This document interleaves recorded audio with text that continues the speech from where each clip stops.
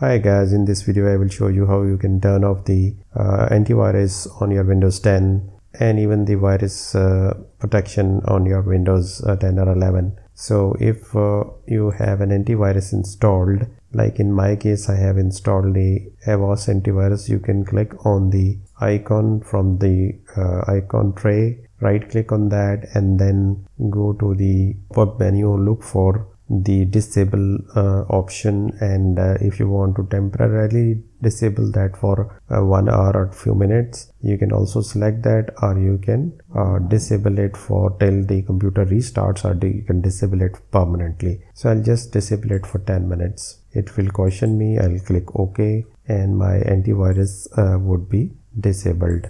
The other thing you can do is that you can right click and you can go to the personalize. From the setting options you can click privacy and security.